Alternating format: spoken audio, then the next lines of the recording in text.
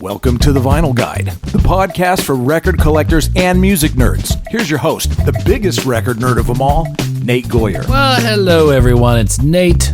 Welcome to episode 538 of The Vinyl Guide, the podcast for record collectors and music nerds. And today, ladies and gentlemen, we welcome back to the show Mr. John Flansburgh of They Might Be Giants. Incredible group. And so glad that we got a new album, The World Is to Dig.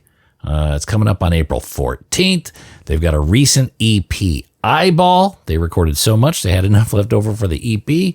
And, of course, a massive tour, which you could look at the dates and grab tickets at theymightbegiants.com. But, of course, order that album, The World Is to Dig. Today, John and I, we talk about rare vinyl. He shares the chaotic story behind the new album's cover art. He shares why re-recording old music is almost always a mistake. Hard to disagree with that. We talk remastering, Dolby Atmos, out-of-phase music, test pressings, 8-track tapes, and lots more. Now, some of you may recall, hey, wasn't John on the Vinyl Guide podcast before? Well, yes, you are correct. John has been on the show before, episode 464. But you know what? We got like 530-something of these episodes. Lots of other interviews available. So if you're new to the podcast, thanks for stopping by. Follow us in your podcast app, and you get access to all sorts of other conversations. Recently, we had on Bootsy Collins. Last week, we talked to Vaultmeister Joe Travers on the world of Frank Zappa, episode 537. Gibby Haynes of the Butthole Surfers was on, episode 509. OK Go's Damian Kulash, episode 496.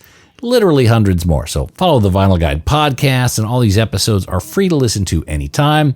And if you find yourself enjoying this podcast, well, guess what? There's another level available. Patreon.com/Vinyl Guide. We put our episodes up there early. They're high resolution. Quite often, they are extended episodes. We sometimes do free stuff, and it helps support the show, keeps me full of beer and burritos. And that's always a great place to be. Patreon.com/Vinyl Guide is where you can support the show. And I know we just started dating, but I got to tell you, I'm feeling very strong feelings for you, and I think I'm in love. So again, Patreon.com/Vinyl Guide is where you prove to me you're committed to this relationship.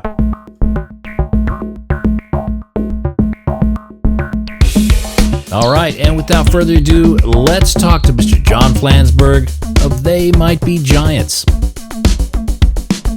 Sorry about me. Sorry about me. Flansburgh. My fourth video. The other one went long. I couldn't help it. It wasn't my fault. That's all They were right. late. It's all right. They were late. They were late. Oh my gosh. Look at all your records. I do. I got a lot of them, man. I'm curious, do you know how many records is in a cube of records? I haven't counted. Is it like 100? No, it's like 50. I think probably around 50. Yeah. I would estimate. I should know this.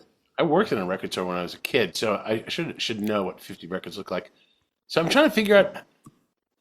So how many records do you have? Do you think of yourself as a super avid record collector? You have your thing is called the Vinyl Guide. So how many records do you own? I don't know, to be honest. You have a storage space? It's in the thousands. No, I don't go nothing outside the house. But really? I do have it. I'm telling you get a lot more free space once you get the storage going. I got the upstairs going. This is the downstairs, and they're not in the bathtub yet. But I try to keep it somewhat manageable. I'm kind of failing at it, but I'm not tripping over them at this point. I really hope you have an understanding family. I do. Well, it actually works well because I'm my wife's second husband. Her first husband was a drunk. So, I'm like, you were going to say your first husband was a drummer. No, not that bad. No, but I'm bringing home art. He brought home hangovers. So, right. The bar was pretty low when I entered the picture. Right. Okay. Yeah. So that's good. Are you a record nerd, John? No. My tastes are so narrow that I kind of stay out of trouble. I don't have the. I'm very curious about certain things that require like a certain level of connoisseurship. So like I'm not like I can feel the pull of being a vinyl collector. Like I definitely. I mean, my wife and I have 3 different turntable hi-fi setups in our lives. So I mean that tells you something, Right? like we listen to records, and we have 3 different places that we can listen to records in our apartment and our house. But I mean, like, well, just speaking of 50, I mean, I have probably more records in storage than in our house, because our house isn't that big and our apartment is tiny. But it's like 1, 2, 3, 4, 8, 10, 12, and then there's probably I probably have 2,000 records. Is that a lot? Yeah, that's quite a bit. That's quite a bit. Yeah. Do you know But where they're at? I mean, could you find them or are they kind of scattered all over, or are they? It's the records that we listen to a lot. We listen to a lot, and that's actually the thing. That's like the behavior that makes me not feel like I'm ever going to be like a serious collector. And a lot of our records are like dollar records. They're like the condition is not often not that great. I do have a very unusual record. Well, it's not unusual. I have 2 very valuable records. I have a copy of Sticky Fingers by the Rolling Stones with the zipper cover that was given to me by a friend of a friend of my wife and I, a couple. The woman was giving away she just was getting rid of all her records. She just like, I have no need for these. I'm like, well, okay.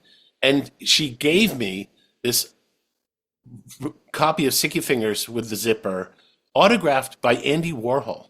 Oh, okay. And in the sleeve is a contact print of waiting in line at the Barnes and Noble on West 4th Street in like 1980, like a 35 millimeter film contact sheet of roll of film of just waiting in line, taking photographs of Andy Warhol, getting, starting out really small and getting bigger and bigger and bigger until finally she's like right next to him, and she was going to get a photograph of him signing it, I guess as sort of proof. But then it runs out of film, and the final 2 photographs are these multi-images. It's so trippy looking. It's multi-images of Andy Warhol and the guy who was the editor of Interview Magazine, who I forget his name, but he always shows up in the Andy Warhol documentaries.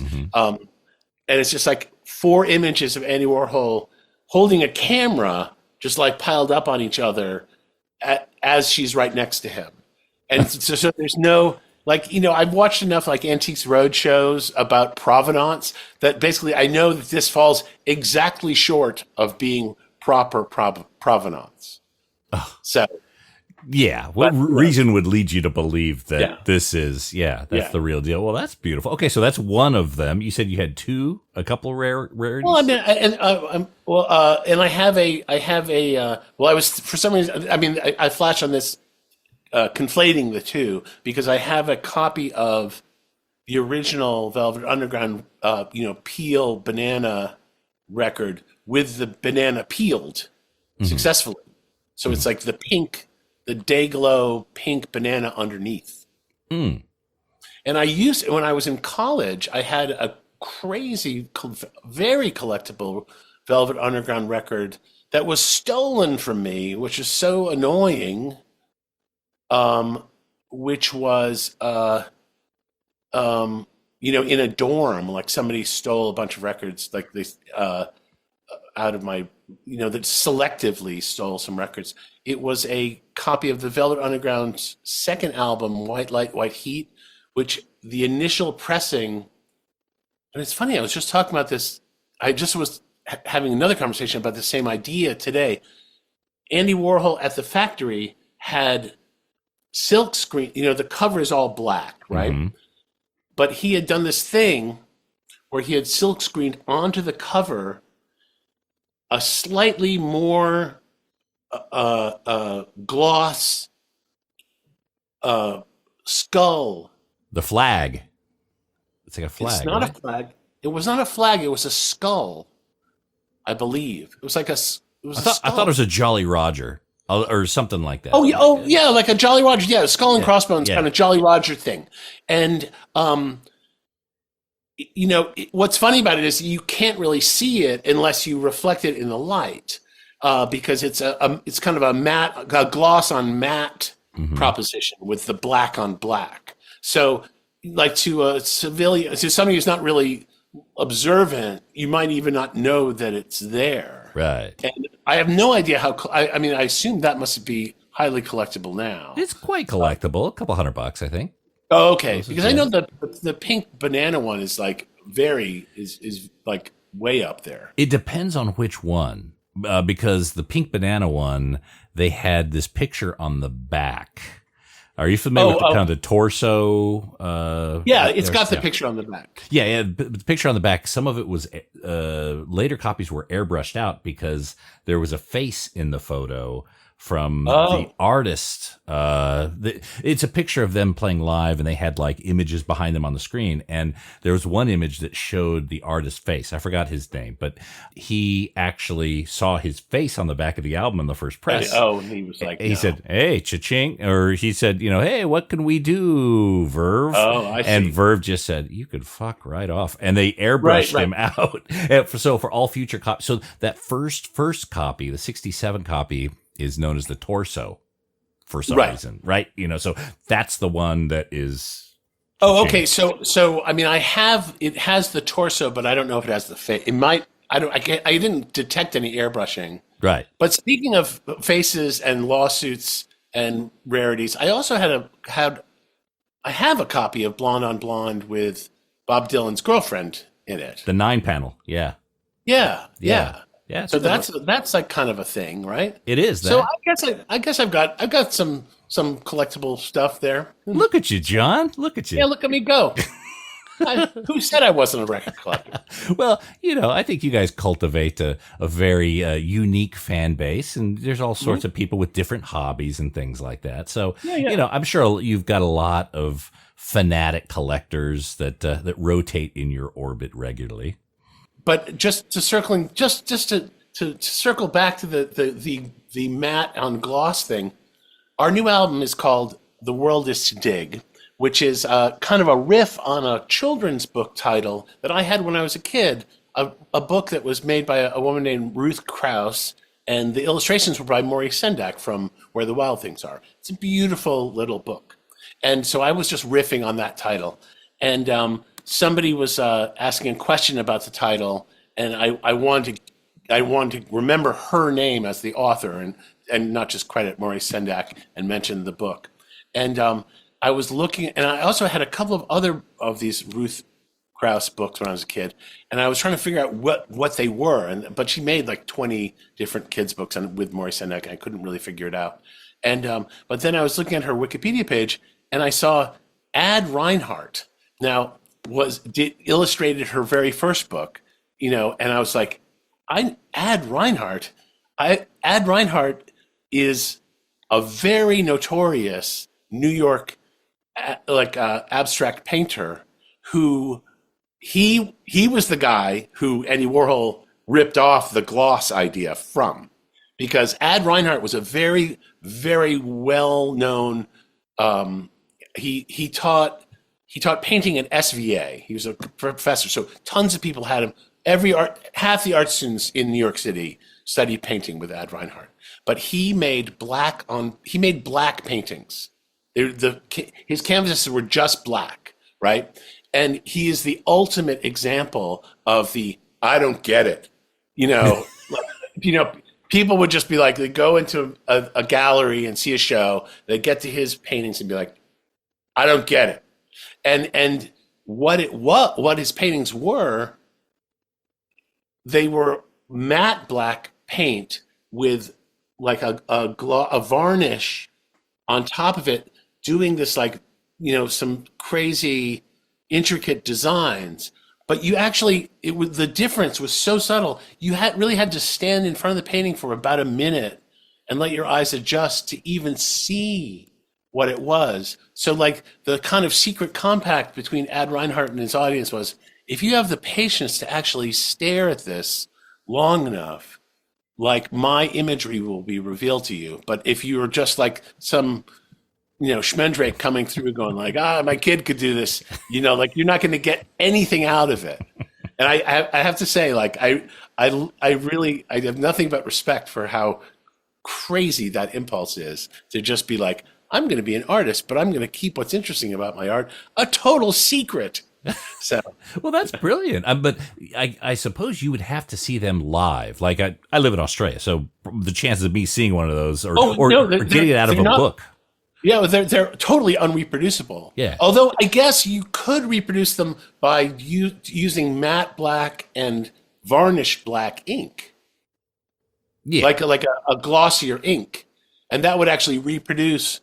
It's it's something that people do spot gloss in printing process all the time, and it's a way to make stuff pop. So you actually could reproduce it, but it would be a rough impersonation. Mm-hmm. Well, that's an interesting story. I'll definitely check it out. And that sort of influence, especially in a band like yours, you're making physical products. Do you guys have some pretty deep consideration for how, not just the music, but how the physical package, how that comes together? Yeah. Oh yeah. I'm kind of the de facto art director of our output, and it's been like 35 years of just nonstop. How can we top that? It's a big challenge. Mm-hmm. Do you actively look to insert things like Easter eggs in the art? I try to keep my mind on the hard stuff. Easter eggs. See, that's the thing. It's like I guess the Easter egg thing. I feel like that's a wow. It's like I don't play video games. I feel impossibly old. And I feel like the Easter egg thing is it really came out. Remember what was it like what was CD-ROMs? Remember CD-ROMs? Mm-hmm. I remember like having to take countless meetings with CD-ROM designers who were so thrilled by putting in Easter eggs on things. And I was like, I just want to make like the primary experience exciting. It's like I don't want to make any assumptions about how deep people want to go into the details. Yeah, but it could be a little adventure. I think They Might Be Giants is one of those projects where you guys do this other level of thinking where Easter eggs may appear. Yeah, I don't mean to sound like some old grump, but I am an old grump. So that's the problem. I have geocached in my life. It's not like I'm totally averse to new experience. You still doing the geocaching? I've done geocaching, in this decade. Yeah. That is fun. So talk to me about the new record, The World Is to Dig. And especially now I understand, being the art director, there was a little bit of an adventure in the cover art coming together. Is that right? Oh God, yeah. It was. I have yet to figure out a way to explain this story that makes it sound fun and funny. But basically, we were working on an entire album package, working with a photograph that was printed in the Washington Post in the year 2000. And we were searching for the photographer, and because the actual image that we had, the highest res image that was available, was pretty low quality, and we were doing a gatefold vinyl sleeve that's 24 inches wide, so it looked kind of crumbly, like it looked a little dithery, and so we're searching for the artist, can't find the artist, and finally, like, we find him, and it's like, do you have a better, higher res copy of this crazy photograph? It was a photograph of what do you call it when the earth just opens up and kind of caves in? Sometimes it happens in traffic. Oh, sinkhole. A sinkhole. It was a photograph of a natural sinkhole, and there are like two men standing over this crazy natural sinkhole, and everything's just caved in. And it's right in the middle of the woods, and then there's like a tree coming out of it that just looks totally crazy. And it was just a very beautiful kind of pastoral image. And so we finally find the guy. He's like, I don't have anything. Same crummy res. And it's like, okay, whatever. And I will now edit my story because there's a part of it that I don't want to discuss in a public forum. But then we kind of come to terms with the Washington Post, who have like a crazy idea of how much this photo should be licensed for. And we're like, we cannot pay that amount. Like no one is, you could be talking to, Taylor Swift and she's not going to pay you that amount. Like you are dreaming. So we're trying to come to terms with them. And they're like, and then it gets like knocked around a few times and everything. And then finally, like somebody, kind of has common sense. It's like, okay, it's fine. Like we get it. And everything's set. And meanwhile, my manager is saying like, you've got to come up with a plan B, because if the thing falls apart, then we're just going to be shit out of luck. And it's like, okay, get it. We come to an agreement. We're like supposed to like sign the papers. And then this is like a month ago. And then it's like just on the news, Washington Post lays off 1/3 of its staff. And we have literally never heard from the people we were talking to again. Oh. Like forget about like coming to terms. Like they're gone. Like whoever we were talking to, they just like packed their desk and left, never returned our email, whatever. It's like, even if we so we have a beautiful cover that is, a licensable image that was a very easy negotiation. But as I said, like I've got to condense my story into something that sounds delightful, because it was actually it was like a crazy crucible, just going through the permissions for this whole thing that just stalled. So you did yeah. So you did all these gymnastics to get there. It all of a sudden at the very last minute, it's like, nope. It was the ultimate rug pull. Yeah. So you had to scramble to get something else for the cover. Yeah. Okay. Yeah. Weeks. And so now, the cover is a beautiful painting from the sort of Hudson Valley School of painters. It's of Yosemite, and it's a very arresting image that many people like more than the sinkhole photo. So, okay. So that explains the reason why the early promo photos say cover art to be inserted here, something like that. Exactly.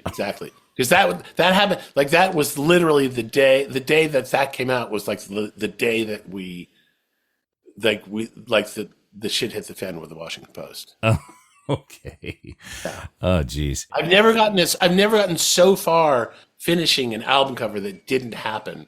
I mean, after like 25 different album covers, I've never had something that was done and then didn't happen. It was unprecedented.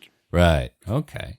Now, the way that you and Linnell work together, do you guys stockpile songs? Like, do you have another album or two left? Because, I mean, you put out the Eyeball EP. You had so many leftovers in this cycle. Not really. I mean, we've got, there's probably a half dozen songs that were finished or half finished from this last round of stuff. But, like a lot of times we leave songs off an album for very specific reasons about this sort of set of songs. Like there's a lot of songs that might sound kind of the same, or have like, or even just like the subject matter of the song kind of runs parallel. Like I was working on a song called Moonbeam Rays that was on the last album. And the opening line is, by the time you hear this, which is like a phrase that people write on notes, or by the time you read this, or, in messages or notes, people will say that's a very common term of phrase. And we were recording the previous album, we were recording the book album and John came in with a song that had a lyric that started, "By the time you get this note," and I was like, "Oh well, hell." Now I'm stuck. I can't put this song. And I was like super psyched about this. I thought Moonbeam Rays was a really strong track, but it's like I was just a day late to the party. Like I think if I had come in with Moonbeam Rays the day before, John would have been like, "Oh, well, now I can't do my." It's like because it's just too the same. Yeah. And there was no discussion about massaging one of them or the other. It's just, I just was like, I'm going to wait for my shot. The universe is sending me a message. Let's just go with it. Okay. Okay. So that's interesting. Did you guys ever, is that the first time? I'm sure it probably wasn't the first time you guys have had the very similar line of thinking come in with two songs that kind of have striking similarities. Yeah. Well, I mean, I can't think of anything exactly like that. But even the zeitgeist, like, something maybe in the news or inspiring you guys similarly in different locations, different ways. Yeah. I have to say, I was looking at our album titles. I was doing some kind of search for album titles. Like I'm trying to find listen to a track that's on Spotify or something. I'm looking up our own stuff on Spotify. I'm kind of grateful that it seems like a lot of our titles are kind of unique in the culture. Like our almost inevitably our song title will be the first thing that comes up on Spotify, which makes me think they're kind of original. Like they're actually like our songs kind of are on their own because it's like there's a lot of different vocabulary in it. John and I haven't really tripped over each other too much in that department. Yeah, I'd agree. Your songs are quite easy to search, with the exception of Wu-Tang. Wu-Tang's going to be hard. You better include They Might Be Giants in that search. So the one interesting thing, I enjoy so many things. Or just go to ceaseanddesist.com. Yeah. I'm waiting. Speaking of rarities, I'm waiting for the other shoe to drop on that thing because I have no idea. I mean, we don't have to get permission, but there's something that tells me like, maybe we're on thinner ice than we realize. With Wu-Tang?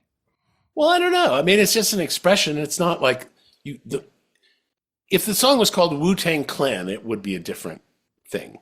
Right. Because I think Wu-Tang actually has origins in it's a thing. Millennia. So, yeah. Well, hey, maybe that's grounds for a collaboration. I have nothing but respect for those guys. So. Oh, yeah. Cool. Oh, phenomenal. So are there any of your albums or songs you would consider re-recording or remixing, things you want to revisit from the past? Oh, that's an interesting idea. Years ago, Frank Zappa did this thing where he re-recorded a bunch of early things that he did.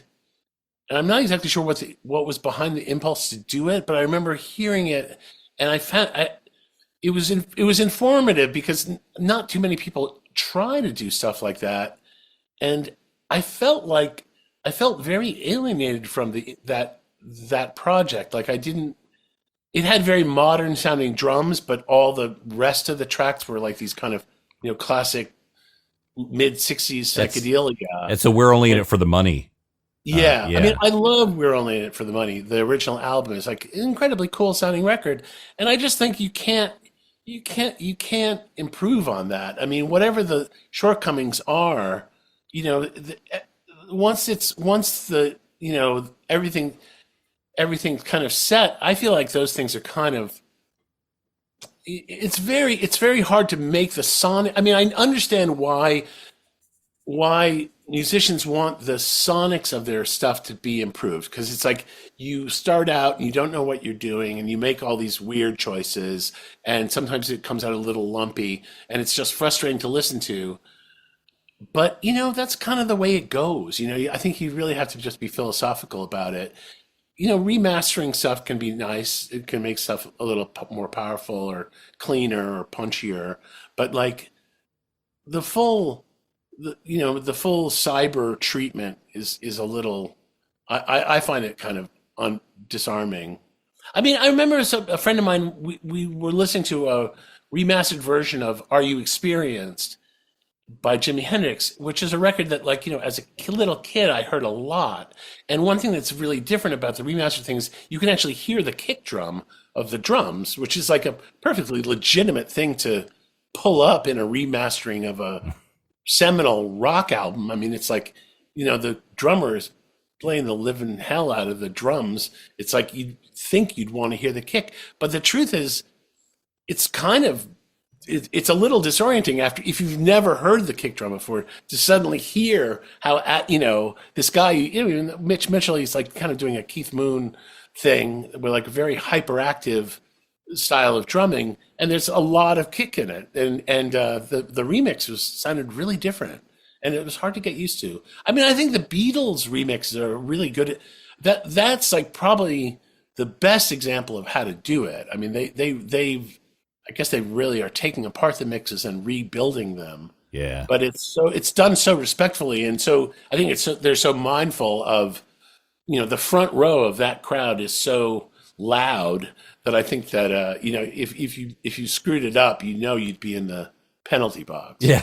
Well, I think they even went so deep as to think, if there's a squeak in the audio and it's due to Ringo's pedal, they kept it. If it was due to his chair, they didn't. They went like super deep into the, philosophical, what does belong in the remix, what doesn't. Wow. I think there's a Led Zeppelin record where I would love to hear the squeaks removed from the kick drum. Oh, There's like a kick drum pedal. There's a squeaky kick drum pedal. I think I don't know which record it is, but it's like it's on a bunch of songs. If you're doing like headphone listening of Led Zeppelin, like it's like they definitely did not have a 3-in-1 budget for that record. There's a couple of Velvet Underground songs where I want them to go back and tune the guitars a bit better. Oh yeah, like reach in and just like a little more on the high E string You're here. a little flat there on the G. Yeah, and there's some Kinks records that are like that. But I had a friend who was really into out of tune. Like their favorite music was all that kind of Rush Job British invasion stuff, because all those records are kind of out of tune, and they're very charming. Yeah, I don't have perfect pitch, but I get super annoyed when something's slightly off. You don't need perfect pitch to know that those records are out. Would you consider sharing the stems of music for remixes? No. Not even a Wu-Tang. No. Okay. I mean, we've done like remixes, like DJ kind of remixes, but usually they want to work from the ground up. Like the most interesting remixers kind of have their own thing, so they'll just get the vocal stem and then go nuts on the track. So that's kind of nice. But I don't know. It's just, I mean, these days people can just pull anything out. I think if you've got Logic, you can kind of pull out anything from a track now. Yeah, with AI, you could isolate different bits, and Yeah, you don't even need to go back to the master tapes.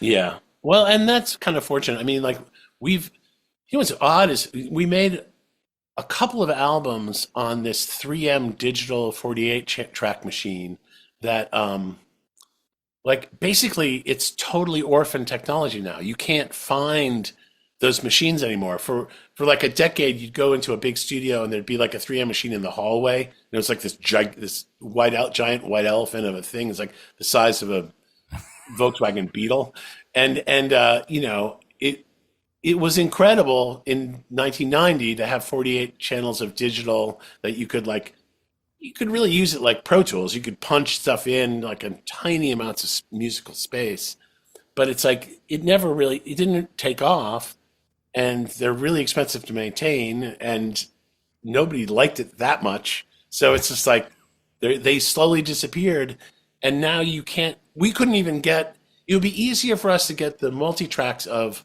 what we did in 1985 than what we did in 1994. Yeah. I just had a conversation with Joe Travers. He does the Zappa vault. And right. they're going through, similar things. And Frank, and it's interesting you brought up Frank a little bit ago, because I had it in my notes that there's a lot of similarities between They Might Be Giants and Frank.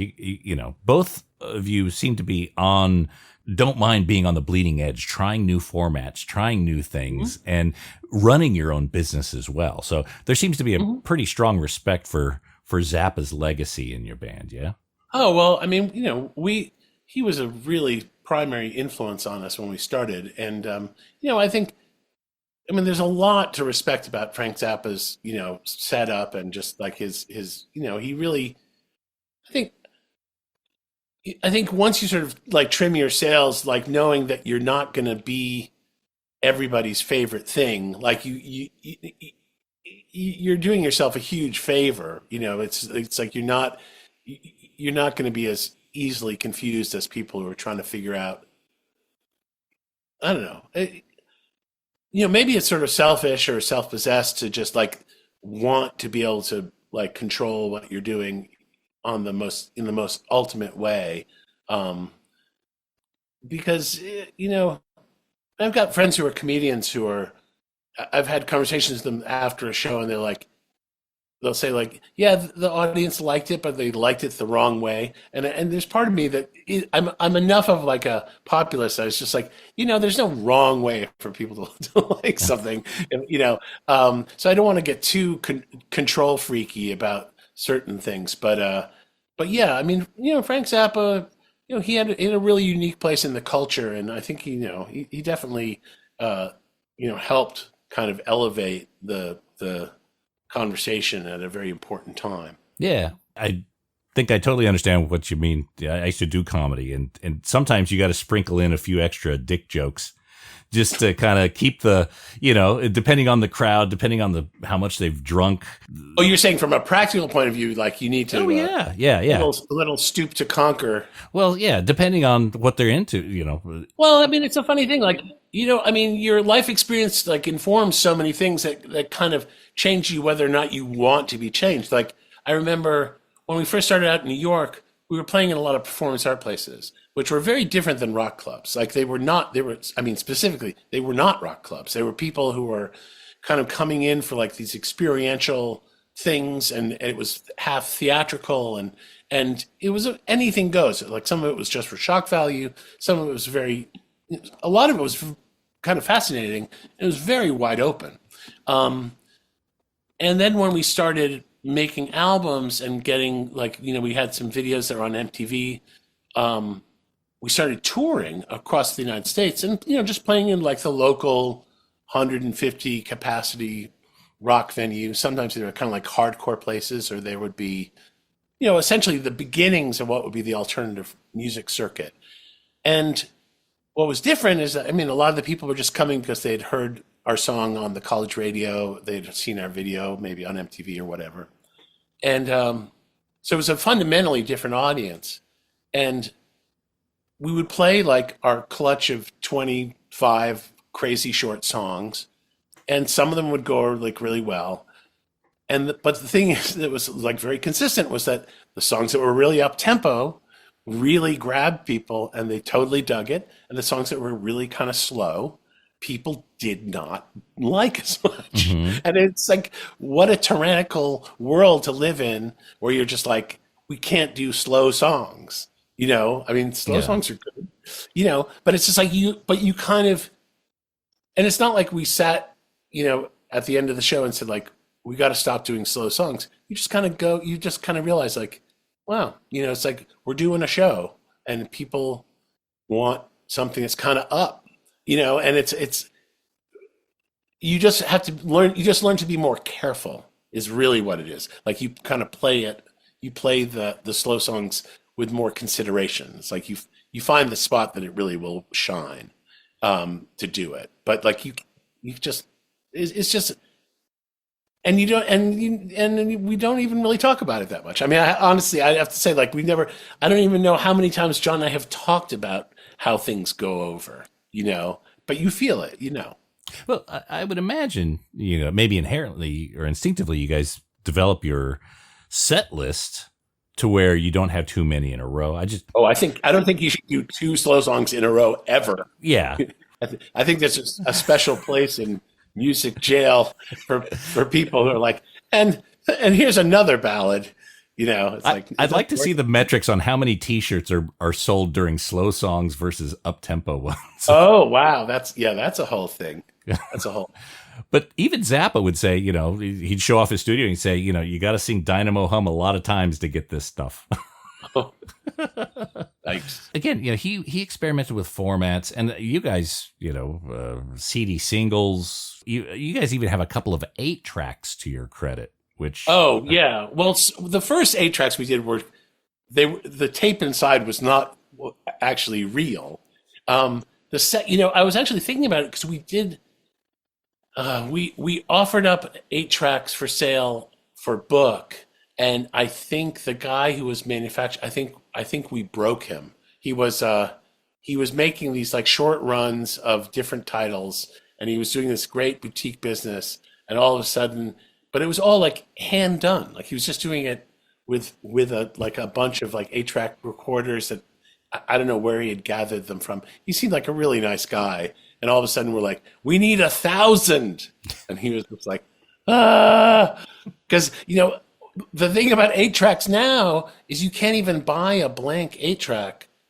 You have to kind of reassemble it. Like you have to unscrew it, put in the little rubber gasket in the back, all the original ones that were made in the 70s, the little piece of Scotch tape that holds the foam on, all that stuff has fallen off or turned to dust.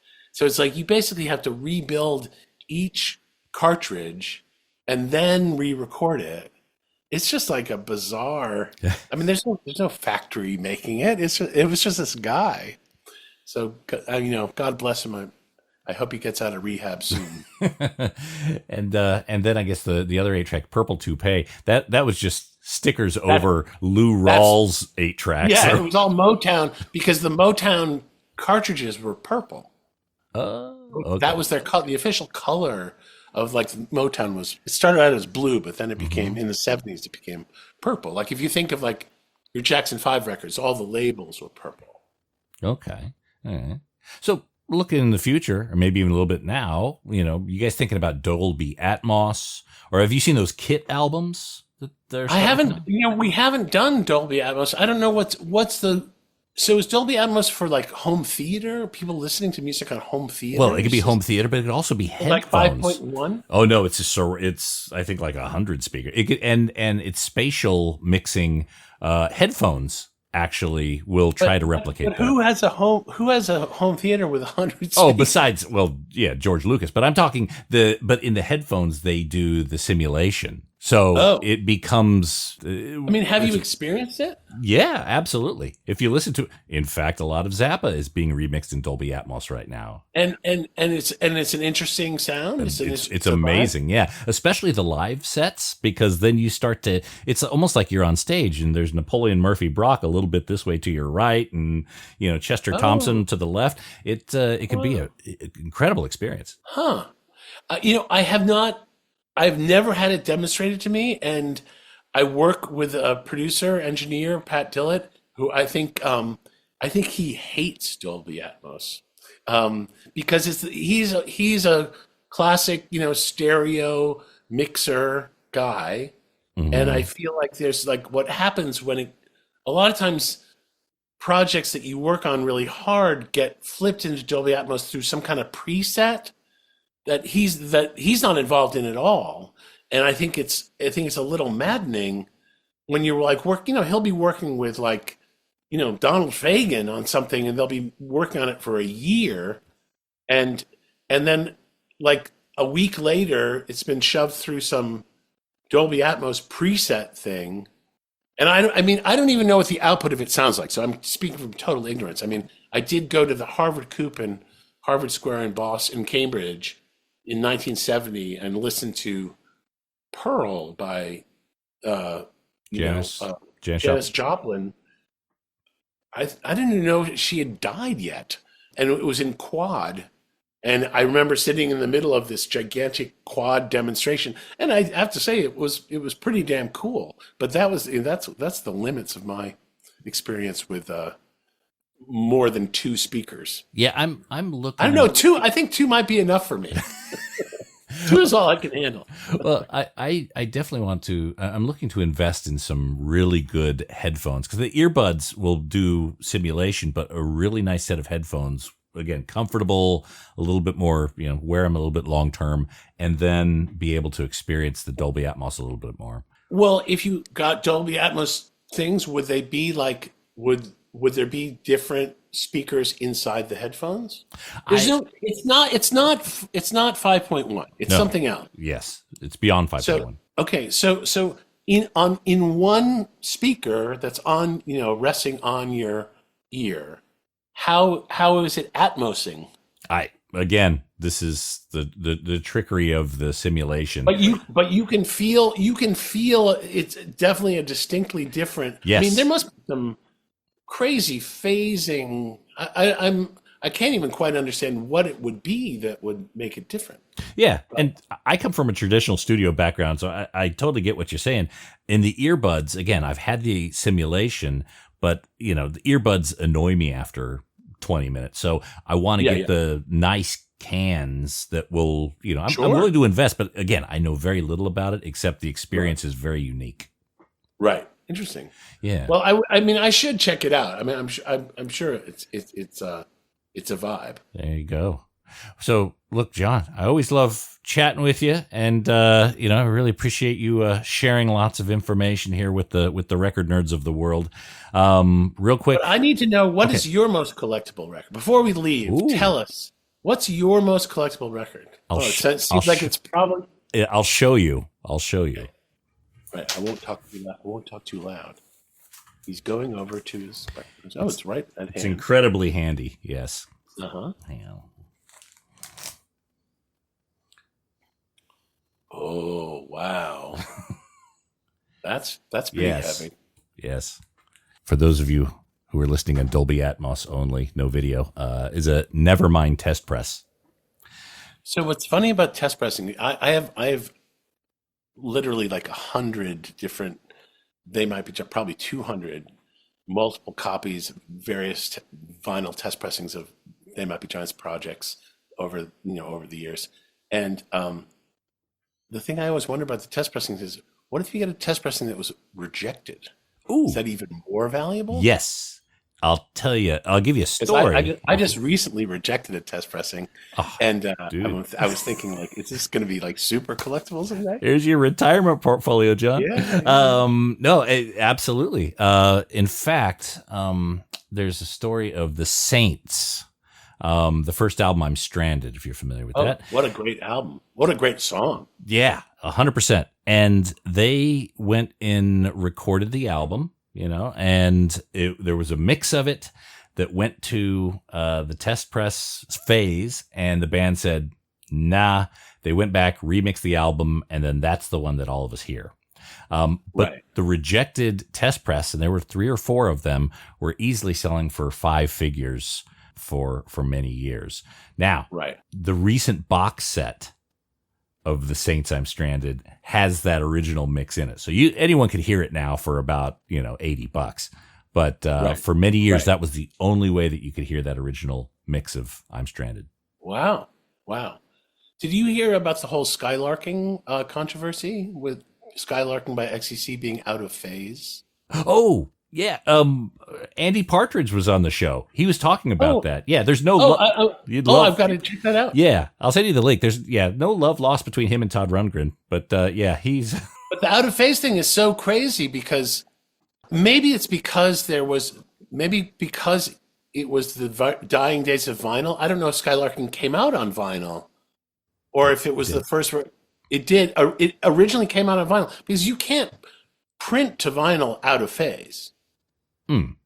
Okay. Like basically, like the reason that out of phase is such a problem is such a forbidden zone in mastering is really due to the shortcomings of vinyl, which is that like the needle will jump out of the groove if something is pressed fully out of phase. Because like what happens is like instead of going like this, the groove going like this, it goes like this.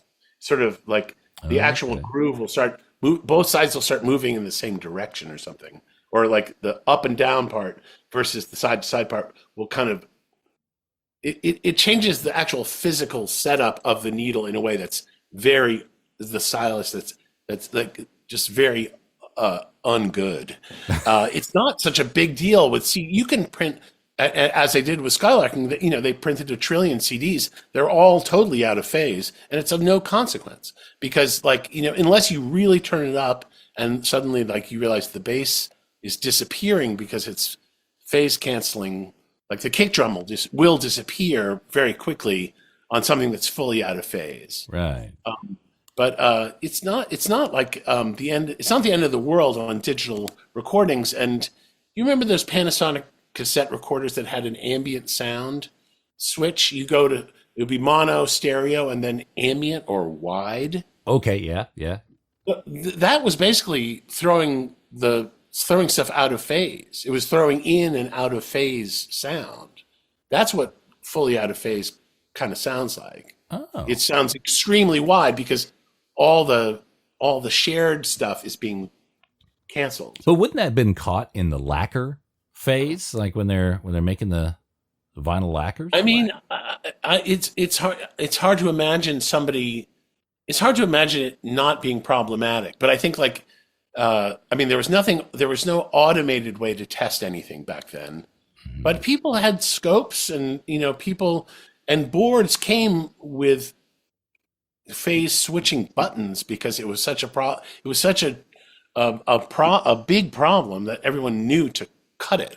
So, I mean, our very first album was mixed out of phase because the whole room was set up out of phase, so we couldn't tell that we were printing things out of phase. It was like you can actually have 2 different things out of phase in a studio, and that's the worst way to work imaginable because you're hearing things.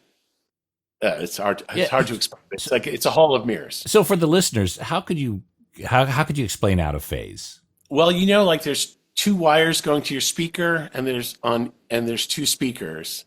If you flip the red and the black wire on one of them the wrong way, and then you just start turning up your stereo, you'll realize that once it gets kind of loud, all the bass information is disappearing in midair because the sound coming out of one speaker is hitting the sound coming out of the other speaker, and it will literally cancel it. It's like an actual physical thing where it disappears. There is I think it might be the piano on Sympathy for the Devil was recorded out of phase. It was mixed to the stereo record out of phase, and I think that's the song. I'm pretty sure that's the song that if you listen to it quietly, the piano's quite present, and then you turn it up and the piano disappears. Yeah, which is a very easy demonstration of phase cancellation. So it's but these are problems that only people who listen to vinyl records have. Well, I mean, I guess you can listen to your CD that's out of phase, and it's the needle won't jump out of the thing, and there's lots of hip hop records that are recorded out of phase. Mm-hmm. But we digress. Well, it was nice seeing your crazy record. I'm glad your kids have a college fund sitting in the form of a 12-inch record. I don't know. In 20 years, are people still going to be looking after records? Oh, I think that's going to be pretty collectible. Well, that one is, yeah. There's a handful that'll make that grade. Well, John, all right. You be well, mate. And again, congrats on the new album, and look forward to seeing you on the road. Yeah, rock on and on. Okay, cheers. Bye.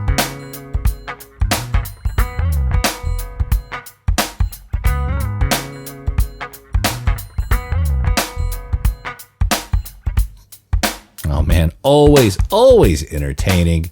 John Flansburgh, they might be giants. Again, so glad he came by again. I'm hoping to make this a 3-peat. We'll have John on again. I reckon there's lots more stories in that head of his. Again, the new album, The World Is to Dig, April 14th. Grab the recent EP Eyeball and go check him out on tour. Find out all that dirt and more at theymightbegiants.com. And that's it for this episode of The Vinyl Guide. Thank you so much for tuning in. Thanks to everyone who's leaving positive reviews on Apple Podcasts and Spotify. And those of you who are sharing on social media, putting them in Reddit forums and Facebook groups, well, that is certainly appreciated. And we'll be back shortly with a brand new episode. So until we talk next time, you all behave yourselves. And thanks again for listening to the Vinyl Guide podcast. Cheers.